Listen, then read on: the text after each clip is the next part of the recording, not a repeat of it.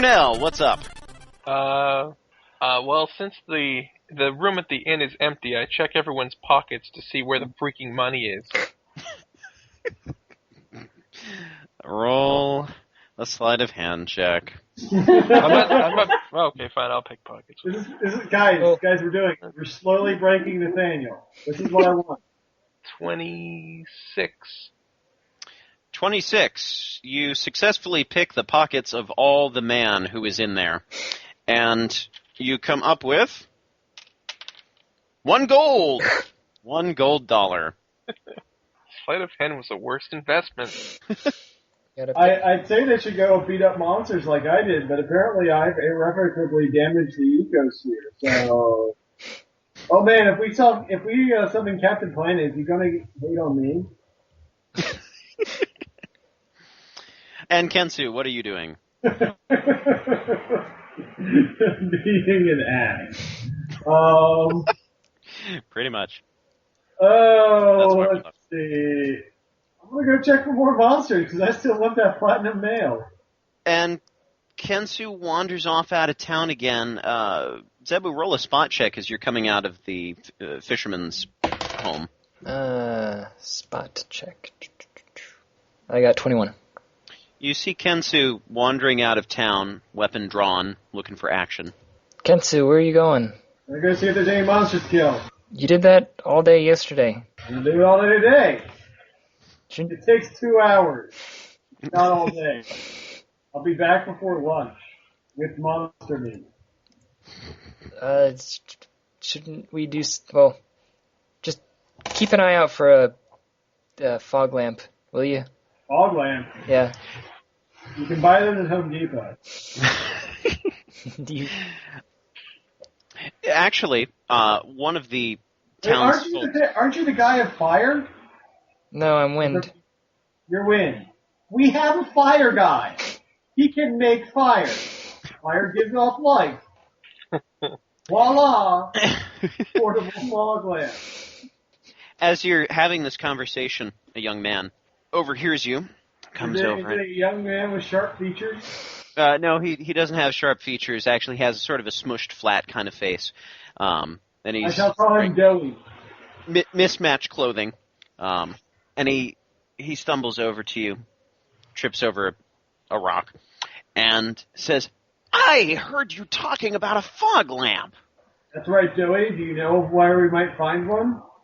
Well, there's really, it's only one of a kind, but I saw... It's a lamp!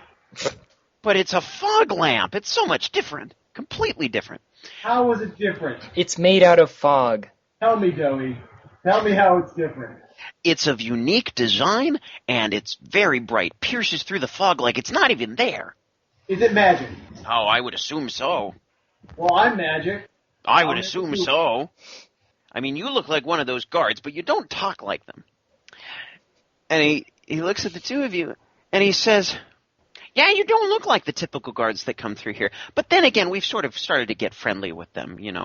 They give us good business when they come through here, and they treat us okay, so..." Traitors! Hey, as long as they're not attacking us, that's fine. We don't have anything to fear from them. But that fog lamp, I saw an Amazonian woman walking off. And I keep saying Amazonian women. It's woman, just one woman! I can edit it out. That's quite fine. I saw her walking away with this fog lamp, and, well, she had some warp boots. I'm pretty sure that she teleported back to her hometown. That's some of the things that I was talking about. Now, that's way over by Bryn Mawr. I don't know if you've ever been that far away. I mean, it's on the other side of Mount Sabre. Came from there. Sorry, continue. But I don't know if he's ever going to get his fog lamp back. It's just such a far way to go. And then you have to cross through the poisonous swamp.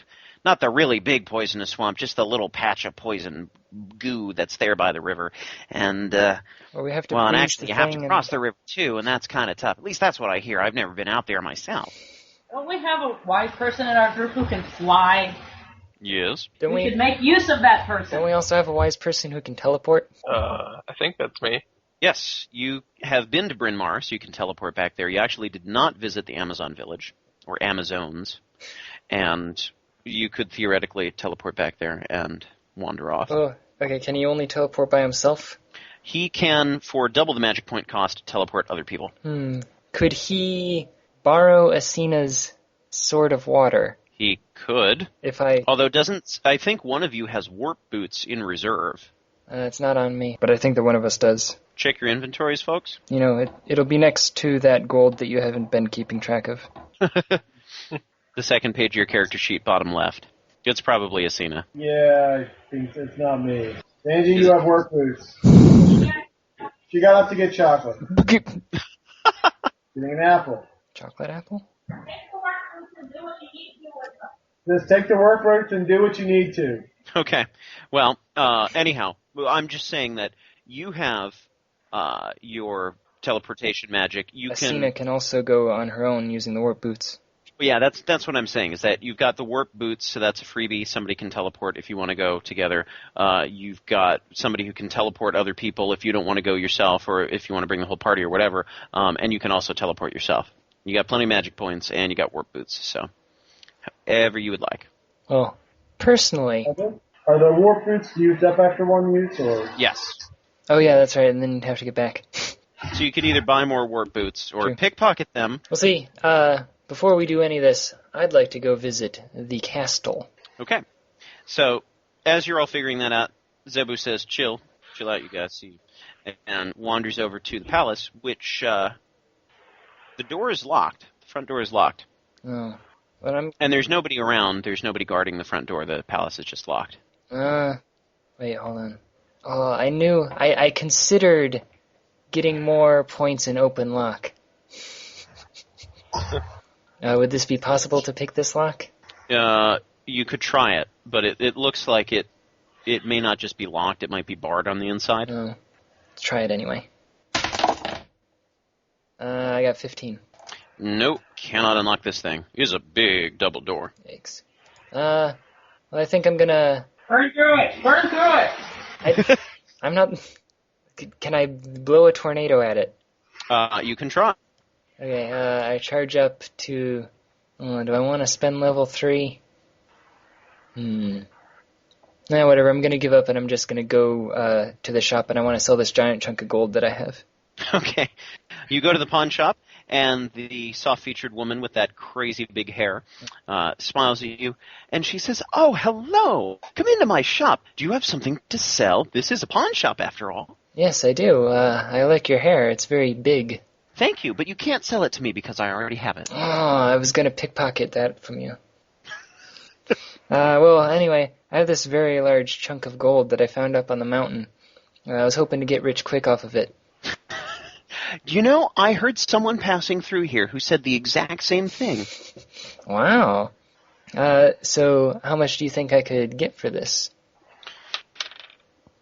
She says, that looks like a solid 50 gold to me. Okay. So she takes it off your hands and hands you 50 gold.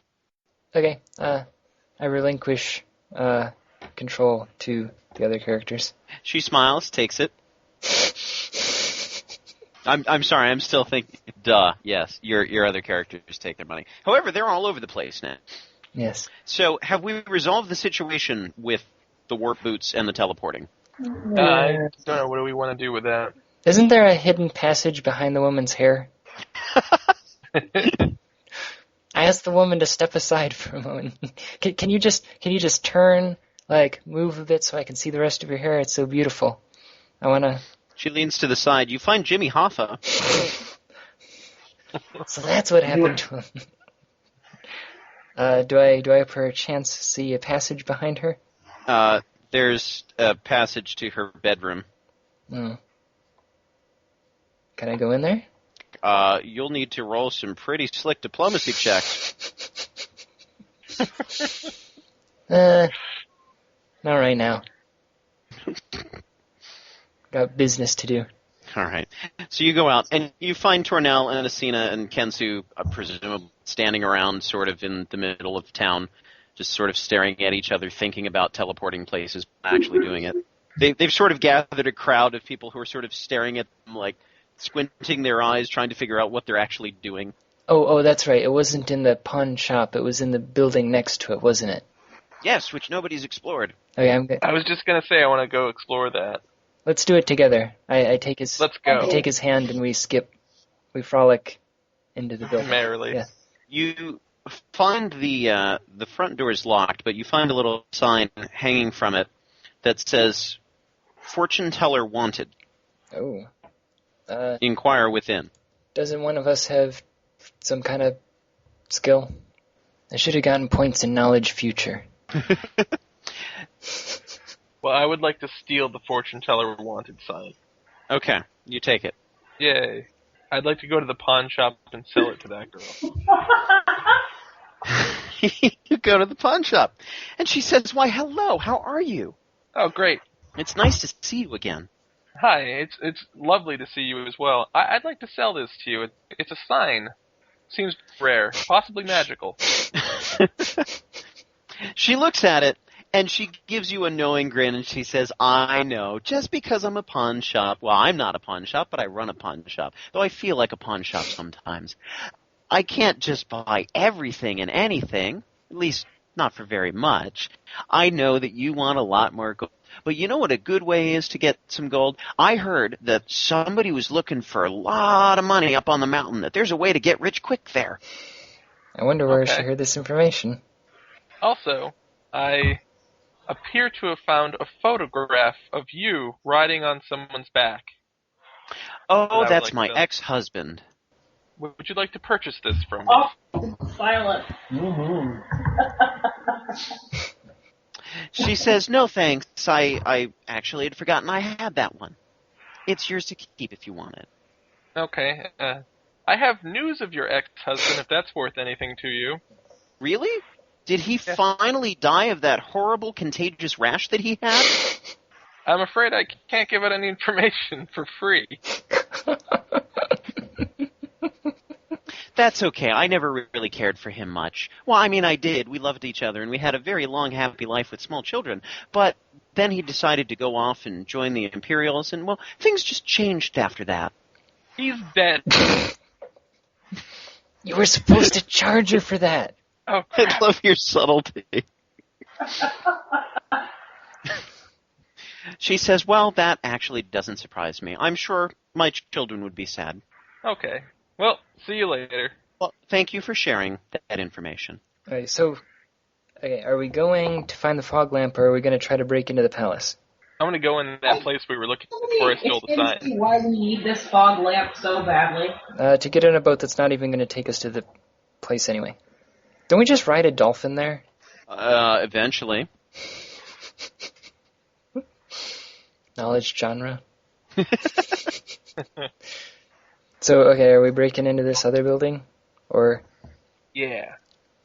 As you wander back outside, as you wander back out of the pawn shop and the rest of you start to come back together, a black-bearded town guard in gold-painted armor comes running up to you. He's panting heavily, and he says, "I don't care who you are. You've got swords." At this point, you notice large amounts of smoke billowing up from the palace. "I beg you, please help us.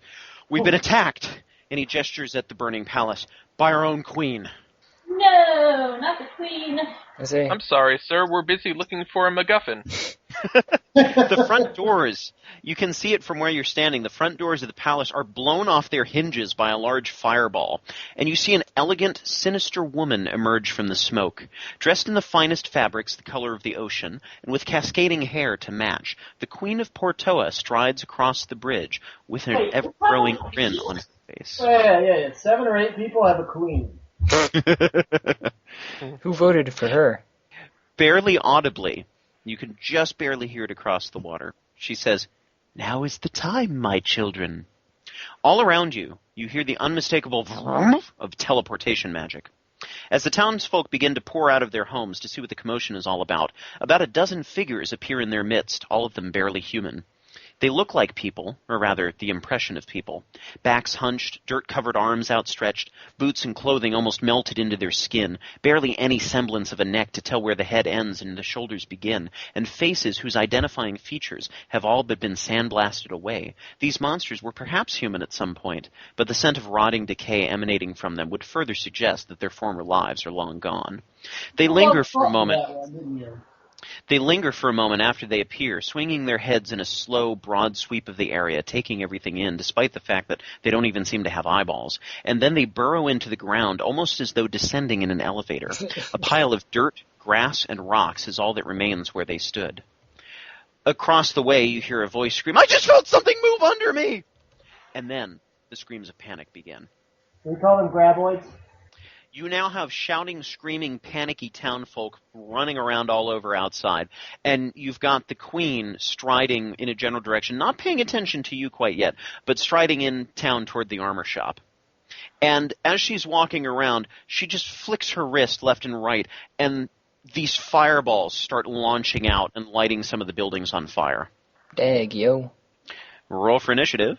Oh, I got a natural 20. Plus 4. 17. I got a 14. I got like 13. Okay. All right, so Zebu clearly goes first. What do I want to do? And, hang on a second. So we had, who was next after Zebu? I think I got a 20. Okay. So, and then after that? It was Kensu. Mm-hmm. I had a 14. Okay, good. And I had 13. All right, Zebu, go ahead. So you have, just to give you a picture of the scene here, so you're standing outside the pawn shop. Actually, you're standing just at the edge of the bridge on the northeast part of town, on that little island that has the pawn shop and the fortune teller building. And so you're looking across the way onto the, whatever it was that we called the thing out front of the palace, where the queen is slowly striding and flicking fireballs at places. Not up towards you yet, but at the armor shop and at the inn and at the boat person's house. Mm. So she's striding forward. All of the monsters that had just teleported into town have since burrowed, but you can see little bits of dirt look like they're being disturbed in some straight lines, like there's something burrowing underneath them. Diglets. Is the queen looking malicious or like? Sinister is the word I used. I see. Can I roll a sense motive check? Yes, you may. 17. 17. She looks like she wants to burn down the village, city, town, place. I'm over on this island. Now, granted, the distance from where you're standing to where the queen is right now is really about the same as the hallway, the tunnel where you fought the rock monster. Okay. So it's not actually all that distant. Oh, so are you saying? We're in Portoa. It's not exactly a sprawling metropolis. True. So she's like 50 feet away from you right now. Okay. So if I were to charge up and use a level 1 Sword of Wind. You could probably hit her. Okay. Oops. I only got a 15. 15. It flies, you launch your wind shot at her, and it seems to clip her on the shoulder, but just dissipates. Oh, this again. All right, and that was your surprise round. Okay. Because you got a natural 20, and that was, super duper. Or it counted as a surprise round anyhow. So behind you, and so right now I'm picturing that the four of you are sort of clustered in a circle. Would that be accurate as you were, standing outside having this discussion? Sure. Okay, so you're standing around in a circle. We'll say we've got Zebu on the north, Tornel on the south, Asina on the east, and Kensu on the west. What side? Yeah! And we have one of these monsters suddenly emerge from behind Tornel, and just pops out of the ground there and takes a big swipe at him. Oh, that is not actually a hit, Tornel. It's very close. Huzzah. But he swings and he misses at you. And it's Asina's turn. Okay, I'm going to aim at the crazy lady. Charge up my sword of wind to level 1, and then attack. Like a 16. 16 is not a hit. Okay. I curse my misfortune. And All right. Another monster pops up behind Tornel. And, ooh, that's a hit. Roll a fortitude save, Tornel. Okay. 9. Okay, so as the monster swipes across you with its long fingernails, you take 15 damage from the slash, and you can feel your wound starting to burn. And you feel your blood starting to tingle a little bit. You have been poisoned. And you take 2 damage from the poison. And you can feel almost your whole body like flashing in pain. And another monster pops up behind Asina and slashes at her. And that hits. Roll a fortitude save, please, Asina. 11. 11 is not enough. You are also poisoned, and you take 2 damage. Okay. You see another monster pop out of the ground down along the way, and it is flanking the queen now, sort of like dragging alongside of her, almost like a guard. And Kensu, it's your turn to go. Okay. I'm gonna charge up my sword, aim at a crazy lady. Okay. I didn't write this down, but I believe was there a change to the amount of damage the charge ups do, or is it like? Yeah, each level of charge does more damage. And I had sent out an amendment to fix a couple of things. Okay. I think it's 1d8 plus 4 range. Does that sound right? It should be on your sheet. That's what it says before. What it said before, but I want to double check that was still right. 1d8 was. Yeah. Okay. Well, Hang on a second. I don't. The increases. If anybody else has it handy. Sorry, the increases were to the attack bonus, not to the actual damage, right? Oh, right. Although there was a critical range on some of them that went up. Yeah. Okay. The level 3, I think, went from 19 to 20 to 18 to 20. Right. Yeah. So. All right. Anyway, attack. That's a miss. All right. So Kensu misses. Tornel, your turn. You have 2 monsters on your back, and you're poisoned. Okay. Does medical herb cure poisoning? Medical herb restores your hit points. Antidote cures poison. And actually, it's on your turn, so you take 2 more damage from the poison. Okay. I will charge up my sword. Okay. And fight one of the nearest guys next to me. All right. Number 1 or number 3? Because as I was numbering them, I completely forgot to put 2, so we go from number 1 to number 3. I'll do 3. Okay. Roll to hit, please. I assume you're just standing there and doing a full attack, stabbing him twice. Yeah. 18. 18 is a hit. And damage is 12. 12. Okay. So that's actually takes a good chunk out of him. Looks like his one arm is half disattached now. You've slashed it so hard. Yay. All right. And now across town, you see a monster burrow up outside of the armor shop and start lumbering towards the door. And you see another one pop up out front of the inn, and you see your rotund innkeeper who's standing out there and is suddenly surprised as the thing comes towards him and starts slashing at him. Another one pops up out of the ground, and you hear a scream from inside the pawn shop. And as you hear the scream from inside the pawn shop, a man comes running in from around the corner. You hadn't noticed him there before, but it looks like he's been moving this way for a while. And he's in a complete gray outfit. He's got gray coveralls, gray hair. He looks very young, but it looks like his hair has aged prematurely.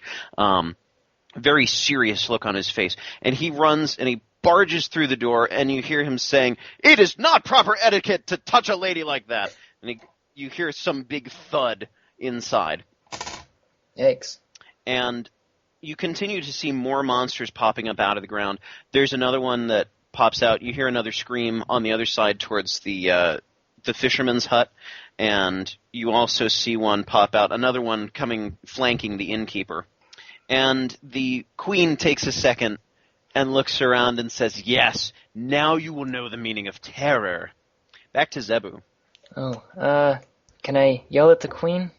You may. I say, Queen, why are you doing this? And she responds and she says, "It is time that this town learned its place. It's become too complacent, and the Empire is not its friend, contrary to what it should think." We agree. Yeah. So if we agree, does that mean that we don't have to fight? It means that I'll just kill you.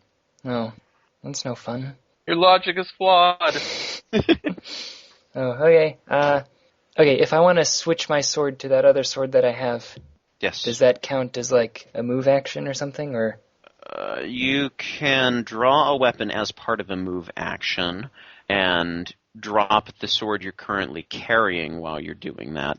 Otherwise, it rules. I think it would be a move action to put away your weapon and then a move action to draw it. I'm trying to decide if I should just attack twice with my Sword of Wind or if I should switch to my other sword, which does more damage, basically. Totally up to you. I think I will...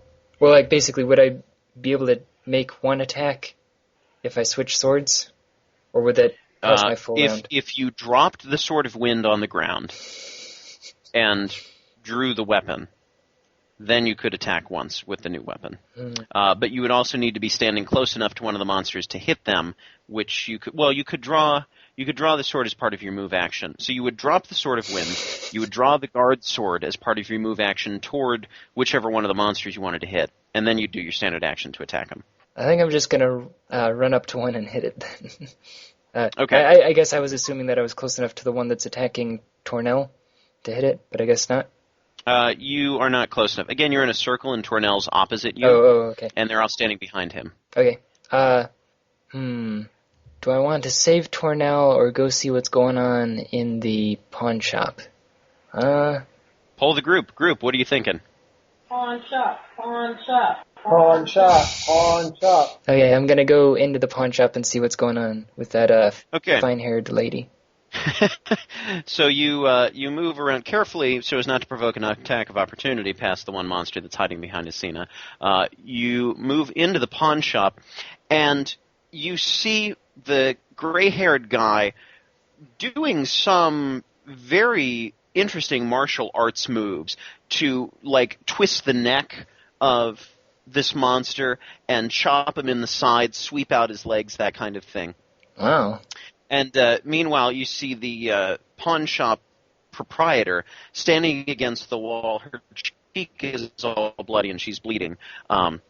But he's coming in and basically doing a number on this monster. And he says, "This is a proper headlock!" And squeezes. Wow. All right, so you've done one move action. You can attack the monster that he's working on, or you can move again, or use an item, or magic even. Hey dude, do you got this in here? I mean, it looks like you got a handle on things. Very polite of you to ask. Yes, I have everything under control, thank you. Hey, well, I'm just gonna head back on out then. I think I'm gonna switch my weapon as my other move action. Okay, so you do that. You have switched weapons. The first monster is back to attacking Tornel, and completely misses, but swings again, and that one hits. So Tornel, this time he's digging his claws into your back, or at least the little tiny bit that he can find that isn't completely armor protected, somewhere around there, and does 9 damage to you. Man, what a jerk. And it's back to Asina. I cast Recover on myself, which apparently cures poison. It does. However, you are in melee with a thing and need to roll a concentration check not to lose the spell, or take a 5-foot step backwards into the middle of the circle to cast it. 5-foot step then. Okay, so you're now in the middle of the circle, and you are healed of poison. But first, you take 2 more damage before you can heal the poison. So you are properly healed. Hey. The other monster behind Tornel swipes at him and hits him. Tornel, why is your armor class that low? I thought you were wearing the armor guard suit. Because the soldier suit should be +9 to your armor class. And right now, if you got an AC of 16, that just doesn't work. That was my base. Wait, let me see what my soldier... Oh, but +9 for my soldier suit. Yeah, so redo the math on that whole line. It's 10 plus all the other numbers that are in the boxes. 22. 22, that sounds like a better number. I like he that does better. He does not hit you at all. And then another one goes. The one that's attacking Asina steps forward and has at. And that's 2 hits. First one deals 12 damage. And the second one deals 9 damage, both to Asina. And roll another fortitude save. 15? 15 is not enough. You suddenly feel yourself partially paralyzed. It's not a full paralysis, but you feel that magical connection between you and your sword start to get severed a bit, so you cannot charge up your sword right now. You can do all the other moving and attacking, but you're unable to charge up your sword while you are paralyzed, according to Crystalis rules. You hear some other monsters making a ruckus down and starting to actually slash at the buildings that aren't already on fire, trying to knock down the doors. And it's back to Kensu. I'm going to take the chance to, since I don't think be under attack, charge up 2 times for my sword. Okay, you charge up your sword twice. Zoop, zoop. So, saving that for next time. Tornel, you take 2 more damage from the poison, and it's your turn. Okay, I'm going to switch to my guard sword. Okay, you are in melee combat right now, so that's going to provoke an attack of opportunity from the 2. So they will be attacking you. One of them misses, one of them gets possible critical. And is not good enough to actually critical. But you still get slash, and you still take 13 damage. Okay, so you have drawn your guard sword. Okay. And now I will. Are you dropping your sword of fire, or are you taking a move action to put it away? Oh, it's move action. Put it away too, isn't it? Can I hold them both? You can, but it won't be very effective. You'll take penalties. Because it'll basically be like dual wielding. Well, can you throw one into the air and attack? And like catch it. You know what? You can hold it in the other hand, but you'll take penalties if you try and attack with the both of them. Okay, I'll just hold it in the other hand, but I'll only attack with the guard sword. Okay. So wait a second. Do you have a shield?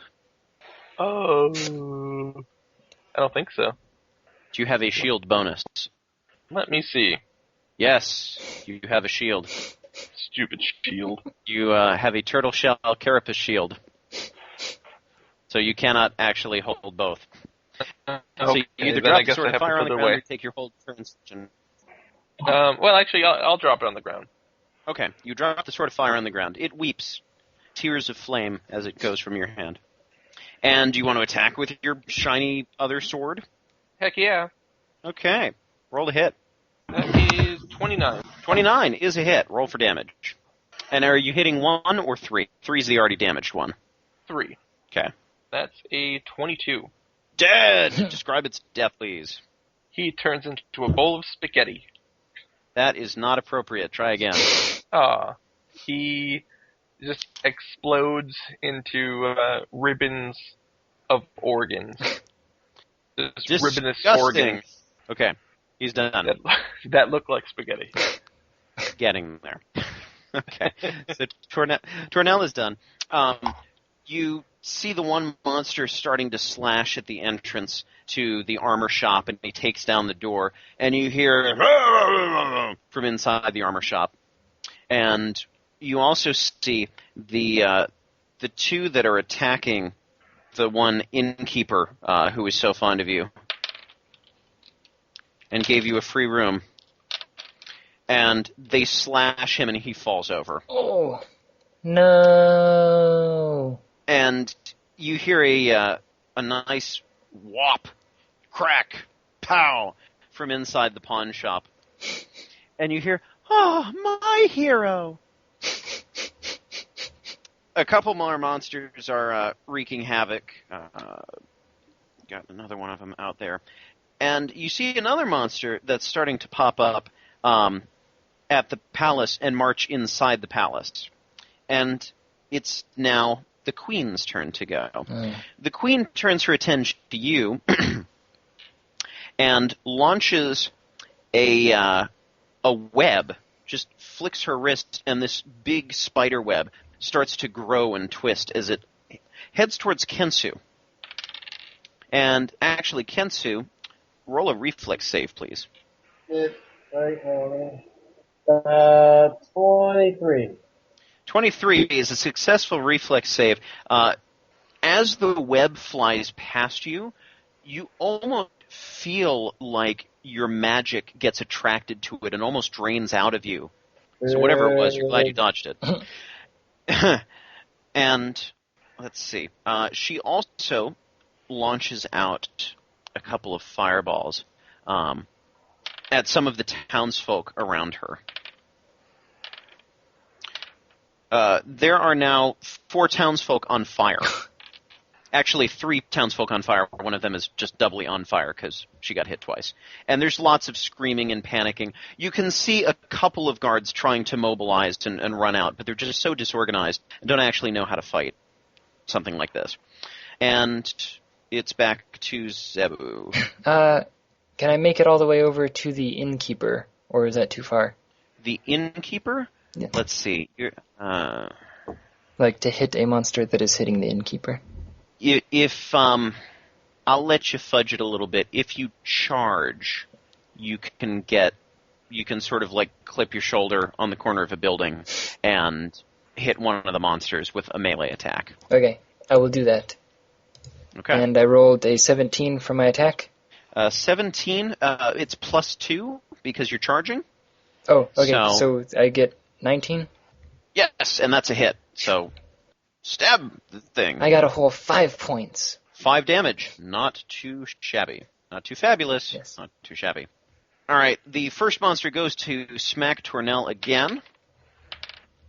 Both of them hit. From the first slash, you take 14 damage. From the second one, you take 8 damage. And how are you looking on hit points, Tornel? I imagine you're still pretty up there. Yeah, 248. Yeah, not so bad. Asina, go ahead. I cast Recover again, Okay. since it also cures paralysis. Yes. So you are now totally back to normal. Awesome. And do I have any actions left? No. Well, you can move if you want.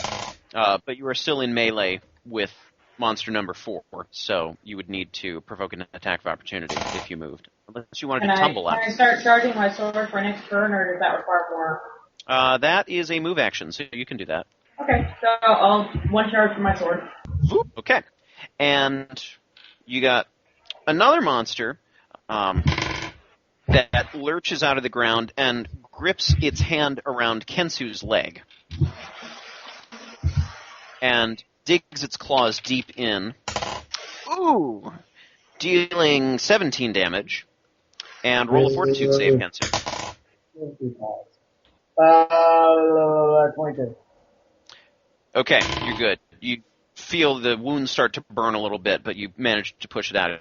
Okay, so we have a couple more monsters roaming around doing evil things, knocking down townsfolk. And Asina, you are assaulted by this horrible monster that hits you for 12 damage. And you don't need to roll a fortitude save this time. Oh. But he attacks you again. Possible critical. Not a critical, but still hits you for 10 damage. Okay. All right. more of the monsters are milling around. You hear the scream of a townsperson down by the armor shop, and you hear this distant thump, and you see an arm sprawl out from behind the armor shop. And Kensu, it's your turn. Alright, I will charge up one little bit, and then I will unleash my Thing of Thunder. Your Thing of Thunder. Yeah, that didn't come out as well as I hoped. Okay. That's just a roll to hit for that, since it's, full you can roll individually, or you can roll once and have it apply to everything. Oh, I've been rolling pretty well. Let's roll once. Alright, so 21. 21 is very good. You unleash this cataclysm of thunder and lightning, just forms out of nowhere overhead, and starts branching out to all 10 of these deformed monsters around that you can see around town, as well as the queen. And it's even, the thunder and lightning are even reaching through buildings, just going solidly through the walls of the buildings into the monsters that have gone inside. Roll for damage, please. So you rolled once to hit, once for damage. Yes, I believe it's 48. I'm sorry. Yeah. 25 damage. 25 damage to everything. You see a series of monsters get seriously fried. The one that just downed the innkeeper who's standing next to Zebu that he poked just goes down. And you may describe that one's death. Oh, let's say, thunder coming down from this, or thunder, I mean, it's just sound. But I guess it's electricity. As a lightning strike comes down from the sky, this thing is rearing back to attack Zebu. Lightning basically strikes it right in its stupid, one of its orifices. I assume it's got some kind of mouth or something. Yeah. Yeah, let's say it's rearing back to scream. Lightning strikes it right in its stupid worm mouth, and just I impale it with electricity. Dead. Okay. Tornel. I will so the guy near me, he's still alive. So Yes. I will kill him. I will fight him with my sword. Okay. Got a 26 to attack. 26 is a hit. And 19 damage. 19 damage. Excellent. You may describe its death. He explodes into glittery blood. Glittery blood. And you take 2 more damage from the poison. I had to rain on your parade just a little bit. Oh. You have another monster that's down by the armor shop, and you can hear just barely the sounds of combat. Kensu, when you were in the armor shop buying your platinum shield, you found this middle-aged man covered in grime who was hammering away at metal, and it looked like he was wearing all of the scraps of armor that didn't make the cut for his saleable merchandise, cobbled together in a patchwork suit. And so it looks like he's fairly well-equipped to handle some monsters on his own. Okay. You hear, actually you see just out of the corner of your eye, another monster popping out of the ground, knocking down the door to the fisherman's hut, to the boatman's hut, and going inside, and you hear some more shouting and scuffling. And then Zebu, the one that was on the other side of the innkeeper who is in a bloody heap on the ground, comes over to attack you. And hits. And roll a fortitude save as he deals to you 12 damage. 13. Not sufficient. So you take 12 damage from the slash, and you feel your wounds start to burn as you poisoned and take 2 damage immediately from the poison. Okay. The gray-haired man steps out from the pawn shop, and he shouts, is anyone here a healer? Does anyone here have an antidote, anything? This woman has been poisoned. She's not going to survive very long. I can do it. Excellent. On your turn, please... He doesn't say on your turn. But he says, please, post-haste, come in here, I beg you. Okay. And now it's your turn. No, it's not your turn. It's the other monsters' turns.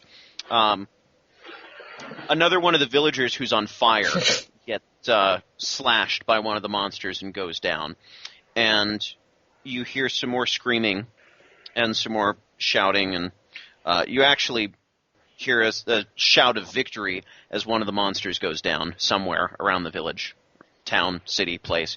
And the queen now turns her full attention towards you all and launches a full blast, 4 consecutive fireballs straight at Tornel. He can handle it. He's a fire guy. One would think that. All right. So, well, actually only one of those hits. The rest of them fly past, and as these fireballs fly past you, the one lands into you for a measly 8 damage, Tornel. But as the rest of them fly past you, you notice them collide into buildings, and they start to bounce off the buildings. And on the rebound, they fly back towards Kensu and Asina. Neither of which, actually, the one hits Kensu for 8 damage. Oh, no. Go ahead, Zebu. No. So I'm standing in front of the one monster, right? Yes. So I could just attack? Okay. I'm going to use 2 attacks on it. Okay. The first one, what is the critical range on this sword? It should be listed. Your regular sword, 19 to 20. Oh, well, no, I have the other sword on. The guard sword, 19 to 20. Oh, okay, never mind. I got an 18. But then that makes my attack 27. Okay, that's a hit. And what about your other attack? 22. 22, also a hit. Yeah. So, and then I got 11 and 13. Overkill. Describe its death.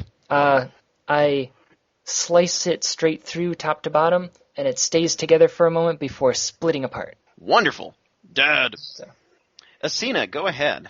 I already have my sword charged up to level 1, so I'm going to launch an attack at her and then make a bolt for the pawn shop.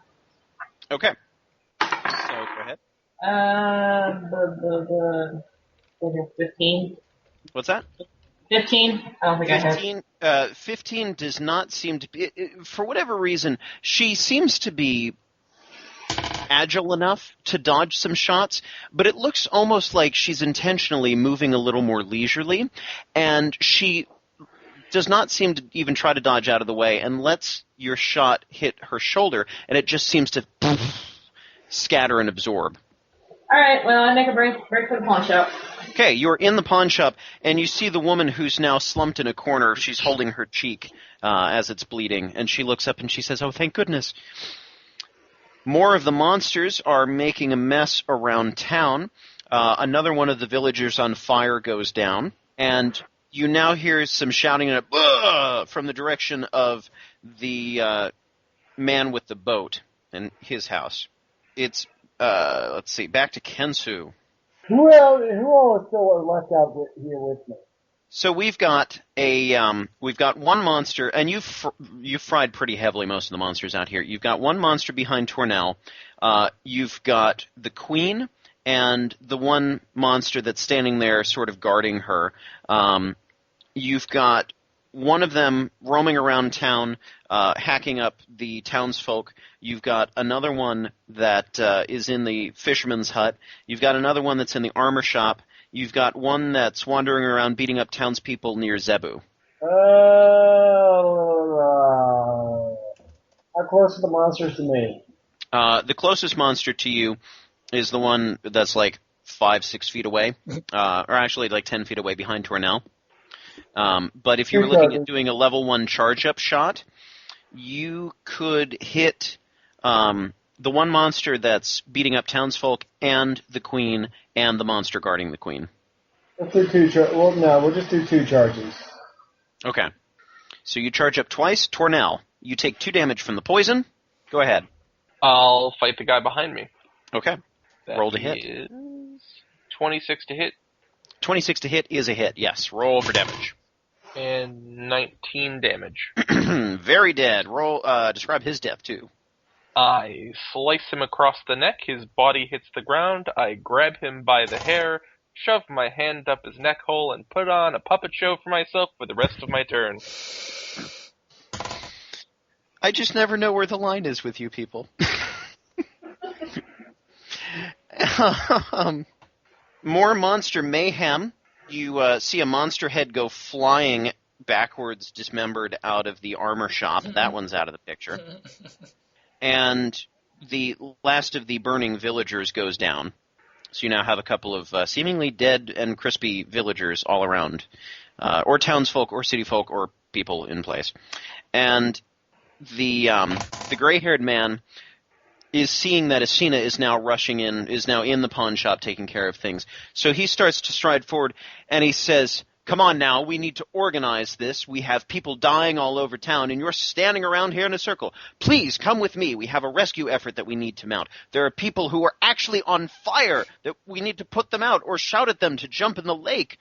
We have buildings that are being attacked, that are being knocked down. We have this queen who has gone insane, who is burning down our fair city, place, village, town. We need to mobilize. We can't just stand around here in a circle." And he begins charging off around towards the queen. Oh, I wish she was on our team. Got stuck with these losers. We have one monster who's now roaming around in search of fresh blood, and the queen, once again from across the water, starts... actually, she launches another web, this time at Asina. Roll a reflex save, Asina. Even though I'm in the shop? And actually, you're all standing in a clump there, so the web is just big enough. So Kensu and Asina and Tornel, please roll a reflex save. Yeah, but I'm not there anymore. Oh, you're not. I'm sorry. I just forgot to move you. Yeah. So Kensu and Tornel, roll a reflex save, please. Oh, your DM is dumb. 19. 19. You just barely dodge out of the way. Tornel, reflex save, please. 17. Not quite good enough. Your entire upper body is just covered in this sticky web that you can feel draining your magic points out of your body. You lose 2 magic points instantly. Ouch. And it's now the time for Zebu to save the day. I lose 2 HP for being poisoned, right? Correct. Okay. And then, if I run, can I make it to the boathouse? Yes, you can make it to the boathouse. Like, in order to attack the thing that's there? It's now inside the house, so you can't actually make it into attack position. But you can move so that you're behind it and at least distracting it. Okay. Okay, so you move, you just sprint across town, and you see the man in the armor shop who's sort of like brushing himself off as there's this headless monster on the ground in front of him. And he just gives you a cheerful wave as you sprint by. And you reach the boathouse, and you see the doors knocked down, and there's a young woman who you presume to be the boatkeeper's daughter who's on her knees crying over her father's body, who has been horribly maimed by the monster and is on the ground. Asina. Recover on the woman. Okay, you cast Recover on the woman. That's double the MP cost, but she instantly feels better, and she says, "Oh my goodness, thank you. Thank you. How can I ever thank you?" We'll worry about that later. Please hide yourself somewhere safe. Very good. So she runs off into the bedroom and does not need to roll diplomacy checks to get herself there. And it's a couple more monsters causing mayhem, like the one that turns around to hit Zebu. So the last one turns around, smacks at Zebu. That is 11 damage. And we have some more monsters roaming around, destroying everything. Kensu, go ahead. You're at a level 2 charge. Charge, and then kapow! At what? Well, level 3. He's at level 3, so he hits whatever. Oh, level 3, kaplow. Right. Okay. Don't forget to be so removing MP for that. You're targeting 3 of the monsters and the queen, as well as the one who's fighting Zebu right now. Roll to hit, please. Ooh, 18 is a possible crit, right? Yes. Yeah. 20? Did you roll a 20?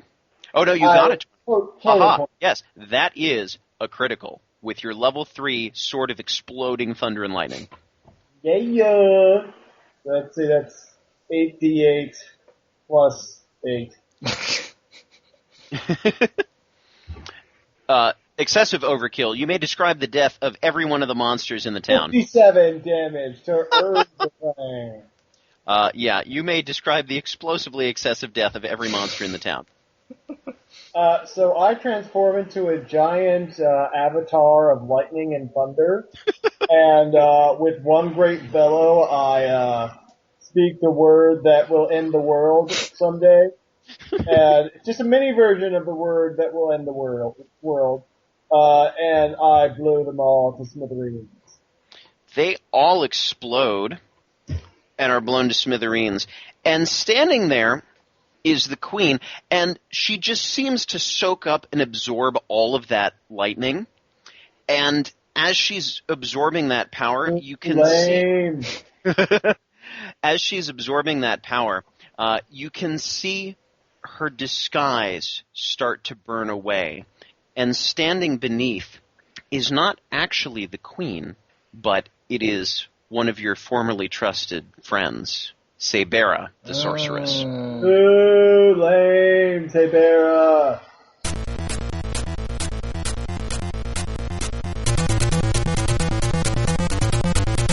Next time on the Game Cola D&Dcast, Asina is pretty much the only reason the heroes don't get kicked out of town. Or what's left of town, anyhow.